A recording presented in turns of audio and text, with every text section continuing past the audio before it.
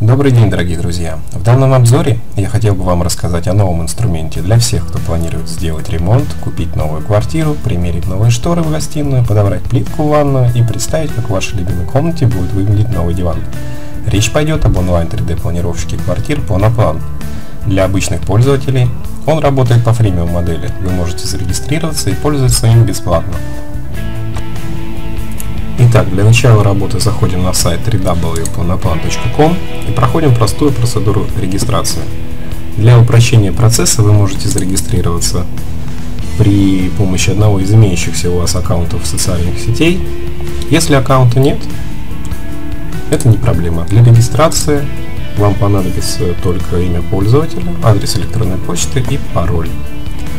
По завершении процедуры регистрации вам на указанный адрес электронной почты придет письмо, где необходимо подтвердить регистрацию. Конечно, можно и не регистрироваться, но в этом случае вам не удастся сохранить проект. Для работы в Planoplano существует несколько основных инструментов и режимов. К основным инструментам отнесем построение стен. Это один из способов построить свою квартиру, если, например, вы знаете размеры конкретной комнаты. Вторым способом построения помещений является использование шаблонов квартир и комнат. Они расположены в каталоге. Каталог весь действует по принципу drag and drop, то есть захватываете какой-то объект и переносите его на рабочее поле. И, наконец, самым простым, удобным и точным способом, по моему мнению, является построение помещений при помощи схемы плана, которая загружается в качестве подложки, по которому очень легко, а главное довольно точно, можно построить любое помещение. Выбираем файл и видим, как он открылся. Здесь есть инструмент для того, чтобы задать масштаб. Неплохо было бы, если на плане были бы какие-то размеры. Здесь мы видим, что на плане показано, что это 5 метров, соответственно вводим в поле размер 5 метров. После чего нажимаем кнопку «Применить». После того, как мы убедились, что картинка загружена, масштаб выставлен, нажимаем на кнопку «Ок» и при помощи инструмента построения стен начинаем, по сути, просто по контуру строить стены. Как видите, процесс довольно-таки простой.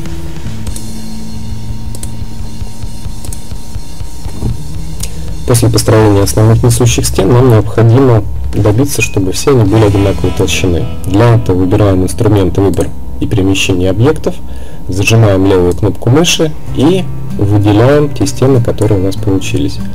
После этого нажимаем на любую стену и видим ее свойства. В свойствах ширина изменяем ее ширину и получаем одинаковые по толщине несущие стены. После завершения процесса построения стен, вторым важным инструментом в программе, с которым мы будем в основном далее работать, является инструмент выбора и перемещения объектов.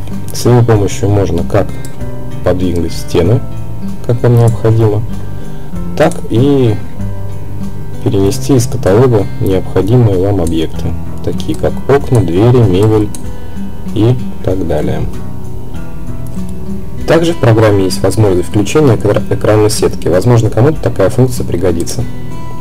Если у вас не самый производительный компьютер или же старенькая видеокарта, я рекомендую зайти в общие настройки программы и выбрать тот вариант настроек, в котором вам и вашему компьютеру будет наиболее комфортно работать.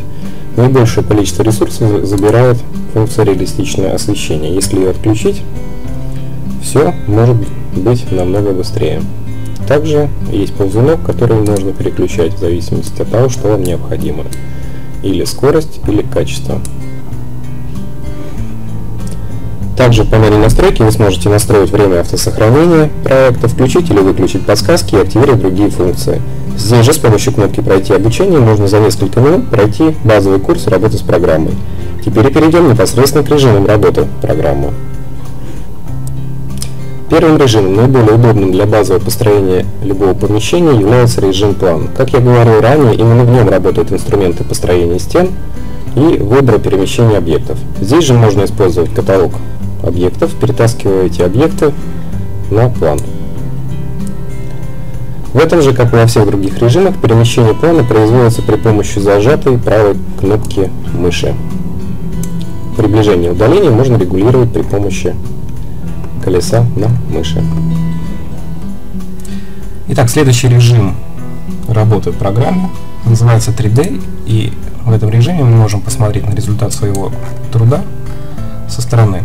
Управление производится таким же образом, как в предыдущем режиме, то есть для перемещения холста мы зажимаем правую кнопку мыши и двигаем всю нашу квартиру, как нам необходимо. В данном режиме по левому клику курсора на стене, либо на любом другом объекте, мы видим специальное меню, в котором мы управляем всеми характеристиками выбранного объекта.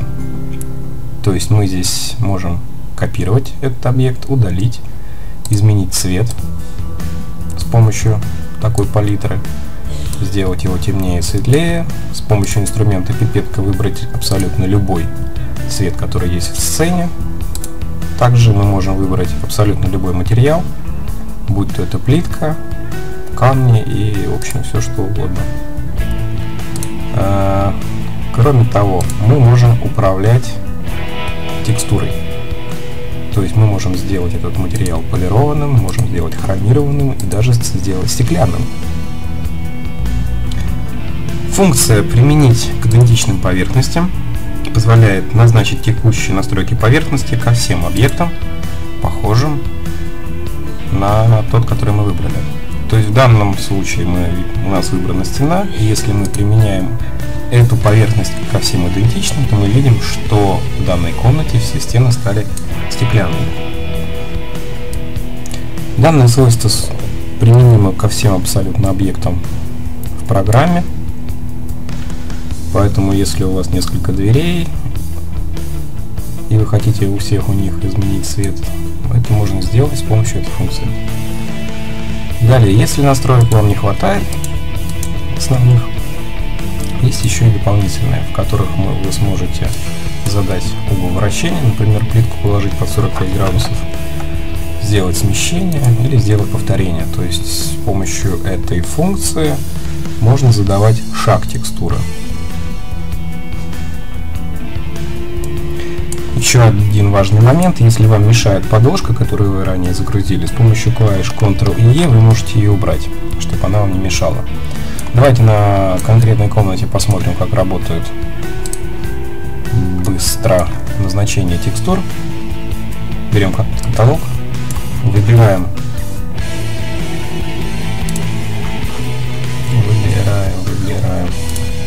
паркет и просто перетаскиваем его на пол. Потом берем обои,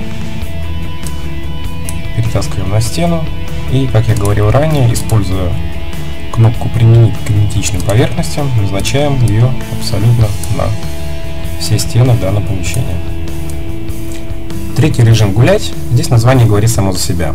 В этом режиме мы можем прогуляться по построенной нами квартире, причем для удобства мы можем использовать как угол обзора, чтобы его увеличить или уменьшить, или приблизить и что-то рассмотреть, так и высоту камеры вида, взгляда. То есть мы можем смотреть на то, что построили из-под потолка, но также можем опуститься на уровень глаз кошки или собаки. Давайте с вами все-таки поменяем этот ужасный цвет обоев, потому что с таким видом я дальше рассказывать ни о чем не хочу. Так, давайте выберем вот такой цвет. Он вполне нейтральный. Как я говорил, снова мы используем кнопки «Применить к идентичным поверхностям» и окрашиваем все стены в комнате в один цвет. Дальше выбираем цвет потолка. Ну и придется нам изменить цвет паркета, так как он сюда не подходит. Вот так намного интереснее. Значит, перейдем к режиму «Гулять».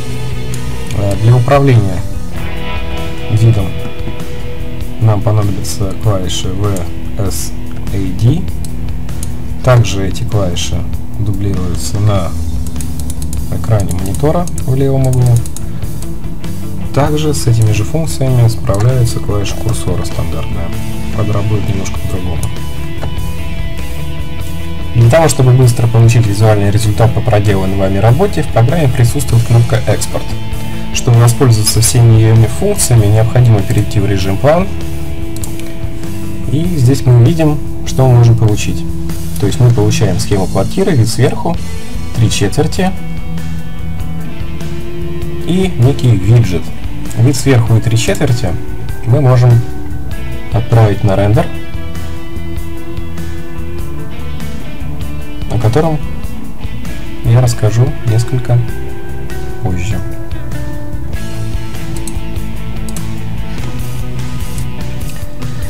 Напоследок я оставил самый интересный пункт, в котором расскажу, что же это такое рендеры. Итак, друзья, рендерами в данной программе называются фотореалистичные изображения, которые мы делаем с вами из режимов 3D и прогулка. Делаются они довольно легко. Что для этого нужно? Для этого нужно выбрать наиболее удачный ракурс, в котором вы хотели, как будет выглядеть все, что вы наваяли вживую. С помощью инструментов угол обзора и высота задаем вид камеры, подводим курсор к значку снимок экрана и видим, каким образом будут у нас, как у нас распределяется свет в помещении. При создании рендеров вам необходимо проконтролировать обязательно наличие света, источника света в комнате, и выдержать правильный баланс. То есть, если вы поставите в большую темную комнату один потолочный светильник, то рендер получится темным. Или наоборот, если в небольшую ванную комнату поставите 10 светильников, то рендер, скорее всего, будет засвеченным. Чтобы впустую не тратить рендеры, вот, собственно, и существует такая функция, которую вы сейчас видите. Значит, после этого мы нажимаем на эту кнопку «Снимок экрана». И, собственно, дальше мы выбираем, какой именно рендер нам нужен. То есть мы можем выбрать маленькое разрешение, среднее разрешение и большое разрешение. В данном случае давайте выберем большое разрешение, потому что, по моему мнению, оно наиболее эффективно показывает наши труды. И нажимаем на кнопку «Реалистичное изображение».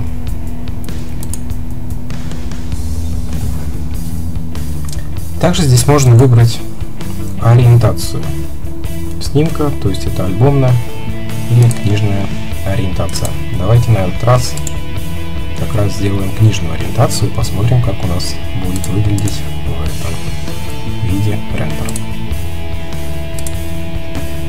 Все свои работы можно увидеть в галерее проекта. Также, если вы зарегистрировали адрес электронной почты, на нее уйдет уведомление о готовности рендера. Чтобы посмотреть, как я говорил, рендеры, мы переходим к списку проектов, выбираем галерею изображений, видим в первую очередь план, который мы сделали. В плане есть все размеры. Эту опцию можно также включать и выключать, то есть можно сделать план без размеров, если он вам для чего-то понадобится. Здесь же мы видим то, что у нас получается при помощи кнопки «Экспорт», то есть это рендер, который сделан вида сверху, это вид сбоку. Это тот самый виджет, который, по-моему, в данный момент не работает. Ну и, собственно, это рендеры. То есть настоящий размер рендеров можно посмотреть вот здесь.